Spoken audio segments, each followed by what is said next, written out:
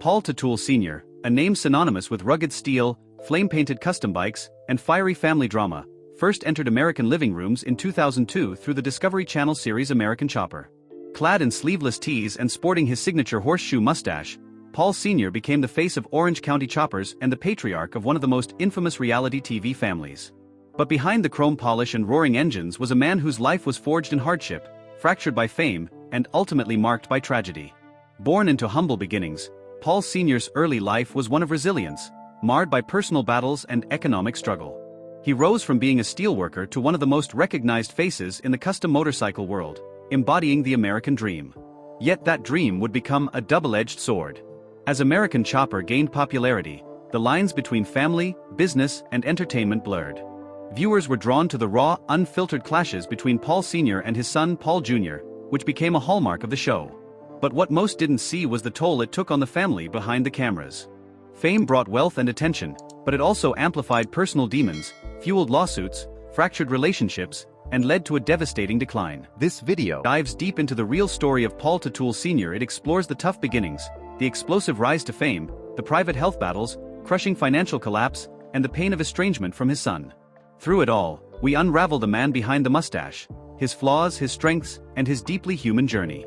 Paul John Teutul was born on May 1, 1949, in Yonkers, New York. Raised in Pearl River, he was the product of a strict, working-class upbringing. The post-war era of the 1950s and 1960s saw the rise of American industrial might, and Paul grew up amidst steel mills, construction yards, and the gritty determination of men who worked with their hands. His father was a hard man, instilling discipline, but often with a cold hand. Paul would later recall that his childhood wasn't affectionate, but it did build the toughness that he carried into adulthood. As a teenager, Paul was rebellious. He got into trouble, skipped school, and fought frequently. His love for motorcycles began during these formative years. Drawn to the counterculture of the 1960s, with its leather jackets and Harley-Davidsons, he found solace and identity in riding. The bike became both an escape and a statement. By the late 60s, Paul joined the Merchant Marines, seeking purpose and direction. The experience hardened him further. Life at sea was tough, dangerous, and grueling, but it instilled discipline. Afterward, he returned to civilian life with a renewed work ethic. He eventually opened Orange County Iron Works, a fabrication shop that laid the groundwork for his future empire. In these years, Paul also started a family. He married Paula Teutul and had 4 children, Paul Jr., Michael, Mikey, Daniel, and Kristen. Though he tried to provide stability, the pressures of work and unresolved personal issues would make family life increasingly difficult. Paul's steel business thrived during the construction boom, but his passion remained with motorcycles. By the late 1990s, he decided to pivot from structural iron to building custom bikes. He founded Orange County Choppers in 1999 with the vision of merging form and function, creating motorcycles that weren't just fast but were rolling works of art. The transition was risky. Custom bikes were a niche market, and Orange County Choppers started small. Paul Jr. joined his father in the workshop, bringing a creative edge that complemented Paul Sr.'s rugged practicality. Together, they began crafting themed motorcycles that caught the attention of local enthusiasts. Their breakthrough came with a series of bikes themed around fire departments, law enforcement, and the military. The craftsmanship and emotion behind these builds resonated with a patriotic post, 9/11 America. Discovery Channel took notice. In 2002, American Chopper premiered, documenting the Teutul's daily operations and bike builds. Almost overnight, Paul Sr. became a TV star. The show wasn't just about bikes, it was about the volatile relationship between father and son, set against the backdrop of grease, steel, and roaring engines. The formula worked. But success came at a cost. American Chopper exploded in popularity not just for showcasing motorcycles, but for its drama-laden family dynamics. Paul Sr., with his bellowing voice and aggressive demeanor, became the archetypal alpha male boss, while Paul Jr. played the creative genius often at odds with his father's authoritarian style. Audiences were drawn in by the emotional volatility, which gave the show a reality TV edge that made it different from typical craft or mechanic shows. Each episode featured the meticulous, often frantic process of designing and building a custom motorcycle from scratch. But in between, viewers witnessed intense arguments, walkouts, emotional breakdowns, and eventually estrangement. These moments, while real, became the backbone of the show's entertainment value. Paul Sr. became a pop culture figure, appearing on late-night TV, featured in magazines, and receiving lucrative endorsements. Orange County Chopper's headquarters expanded into a massive custom-built facility in Newburgh, New York. The showroom was filled with award-winning choppers, and a gift shop sold branded merchandise. Paul Sr. was now not just a bike builder, but a CEO and celebrity. Yet behind the glamour was mounting tension. The family dynamic, strained by years of miscommunication and clashing personalities, began to implode. The success of American Chopper became a double-edged sword, amplifying every argument and making private dysfunction a public spectacle. Paul Sr.'s leadership style, marked by dominance and a lack of emotional vulnerability, began to alienate those closest to him. Employees came and went, some leaving bitterly. His relationship with Paul Jr. deteriorated rapidly. While cameras rolled, the father-son bond disintegrated before millions of viewers. Despite the growing rifts, American Chopper dominated cable television for years. Spin-offs, merchandising, and public appearances brought in millions. But fame, while enriching, was also corrosive. The very spotlight that built their empire would soon expose its deepest cracks. As American Chopper captivated viewers, the toll it took on the Teutul family became more apparent. Paul Sr.'s brash management style, though effective for building bikes and drama, alienated his children. Paul Jr., who played an essential role in Orange County Chopper's rise, clashed frequently with his father. Their disagreements often escalated into full-blown shouting matches, both on and off camera. The root of their conflict stemmed from clashing values. Paul Sr., a hardened product of the steelworker generation, valued discipline, control, and authority. Paul Jr., creative and independent, sought recognition for his design work and resented being treated as a subordinate. Their failure to communicate constructively tore apart the familial and professional bond they had. In 2008, tensions reached a breaking point. Paul Jr. was fired from Orange County Choppers. Though he would later return temporarily for special projects, their personal relationship remained icy. The estrangement between father and son became one of the most heartbreaking aspects of the Teutul saga. Meanwhile, Paul Sr.'s other children were struggling as well. Mikey, the comic relief of the show, battled depression and addiction. His carefree on-screen persona masked deep personal pain. He eventually left the business to focus on his mental health. In interviews, Mikey admitted he had tried to be the peacemaker between his father and brother, but the pressure became unbearable. Beyond family, Paul Sr.'s marriage to Paula had long since ended in divorce. The demands of business, combined with his controlling personality, had taken a toll on their relationship. Though he dated again in later years, including a long-term relationship with Beth Dillon, personal fulfillment remained elusive. Despite the crumbling of his family life, Paul Sr. maintained a tough exterior. But those close to him observed a man increasingly isolated. The cameras that once captured his success were now chronicling his collapse. And deeper personal battles were just beginning to surface. By the early 2010s, the cracks in Paul Sr.'s public empire had widened into gaping holes. Lawsuits, bankruptcies, and public scrutiny now surrounded the once revered face of Orange County Choppers. The business that had been built on craftsmanship and passion was now being overshadowed by controversy. One of the most notable legal disputes came in 2009 when Paul Jr. sued his father over a stock buyout clause in the Orange County Choppers contract. The suit was deeply personal, and while it focused on business equity, it revealed the deteriorating father-son relationship. The battle played out publicly, with court documents becoming headline news and fans forced to pick sides. At the same time, Orange County Choppers was facing serious financial pressure. The massive Orange County Choppers headquarters in Newburgh, built during the peak of their TV fame, became a heavy financial burden. In 2011, Paul Sr. filed for Chapter 13 bankruptcy, listing debts that exceeded $1 million. Creditors lined up, and the once iconic Chopper facility faced foreclosure. Paul Sr. also faced separate lawsuits related to unpaid debts, including a significant lawsuit by a photographer over unpaid licensing fees. The public, once enamored by the brash, no-nonsense image of Paul Sr., began to turn. Some saw him as a man who had alienated his family, mismanaged his finances, and lost the humble roots that had endeared him to viewers. Through it all, Paul Sr. tried to keep Orange County Choppers afloat, launching spin-offs like Orange County Choppers, American-made, and exploring business partnerships to reinvent the brand. But the original magic was gone. The custom motorcycle market had changed, and the public appetite for televised family conflict had waned. What remained was a man struggling to hold together the pieces of a life built on steel, now corroding under the weight of regret, illness, and age. As the engines quieted and the cameras faded from their peak intensity, Paul Teutul Sr. faced a new, more intimate battle, one that couldn't be fixed with a wrench or masked by bravado. Years of stress, physical labor, and emotional strain began to exact a heavy toll on his body and mind. The man once known for his iron will and steel sinew now confronted the vulnerability of aging and declining health. In public appearances after 2015, fans noticed a visible change in Paul Sr.'s appearance. He looked thinner, his movements more labored.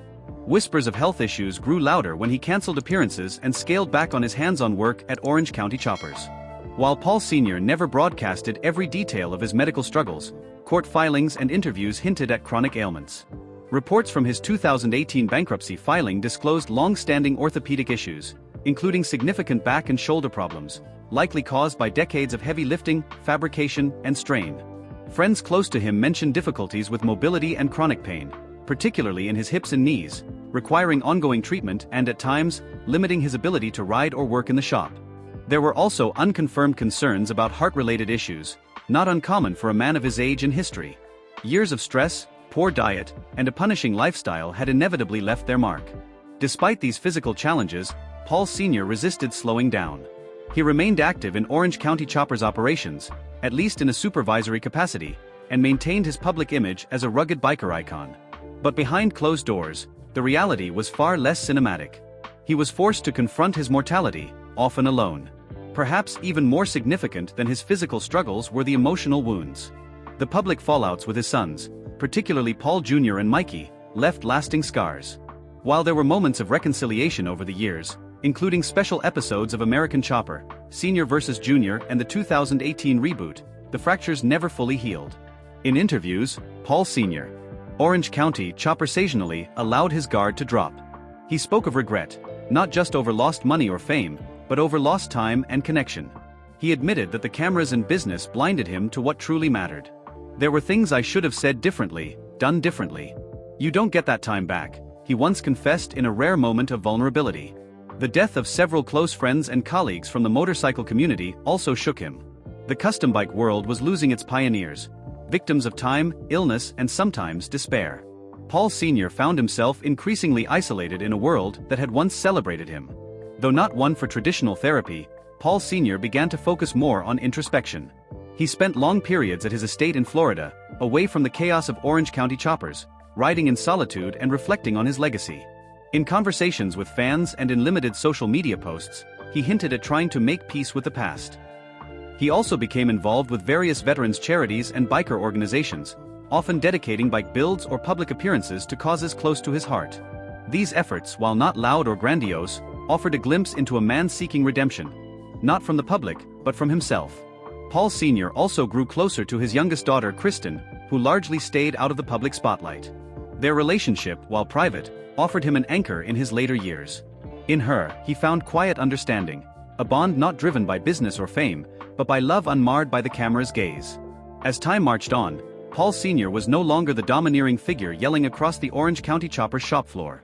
He was a man shaped by hard labor, explosive fame, and devastating personal choices. His story, still unfolding, was no longer just about bikes or television, but about a man trying to salvage meaning from the wreckage of success. As the 2020s unfolded, Paul Teutul Sr.'s life became a stark reflection of how quickly a legacy built on steel, fame, and family can corrode under the weight of unresolved pain. Once the embodiment of American grit and determination, Paul Sr. now stood at the crossroads of obscurity, haunted by fractured relationships, physical decline, and a public that had largely moved on. Following his financial and legal battles, Paul Sr. retreated from the limelight. The public appearances dwindled. Social media updates became sparse, and his interviews, once booming with confidence, now carried a subdued, weary tone. Orange County Choppers, now operating on a significantly smaller scale, was no longer the bustling headquarters of American Chopper glory days. It had become a shadow of its former self, and so had Paul. Fans speculated about his health as he appeared more gaunt, hunched, and slow-moving in rare public videos. The swagger and fire that once defined him had dulled. Behind the scenes, he was battling chronic pain, primarily in his back and joints, worsened by years of physical labor, heavy lifting, and stress. He also faced reported gastrointestinal issues and frequent fatigue, making it increasingly difficult to manage daily operations at Orange County Choppers. While he never made any official announcement, close friends and former colleagues confirmed privately that Paul was struggling, not only physically but emotionally. Paul Sr.'s personal life continued to unravel in the wake of Orange County Choppers' downfall.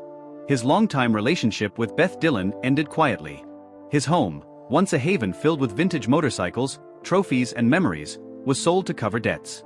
He moved into a more modest residence, far removed from the sprawling estate where he once held barbecues for fans and hosted family events. His children had drifted further away. Mikey remained largely estranged, focusing on painting and mental health recovery, while Paul Jr. continued growing his own brand, Paul Jr. Designs, without his father. The Orange County Chopper's occasional attempts at reconciliation faltered, largely due to lingering resentment and years of unresolved trauma. By 2024, Paul Sr. was rarely seen in public. Friends and former employees described him as a man deeply isolated, spending his days tinkering in the garage alone, far from the roaring engines and excited fans that once defined his every moment. His world had gone quiet. In late 2024, Paul Sr. gave what many now believe to be his final in-depth interview to a small, independent podcast hosted by a longtime friend. Unlike his previous media appearances, this interview was raw and somber. He spoke slowly, Orange County Chopper occasionally pausing, as if searching for the right words. He acknowledged his regrets openly for the first time. "If I could go back and change anything, it wouldn't be the fame or the money, it would be how I treated my family," he said. "The show made us stars, but it also made us enemies. I lost my son. I lost myself." He went on to speak about Mikey's struggle with addiction and depression, choking up when he admitted he didn't know how to help him. "I grew up in a different world. Emotions weren't something we talked about.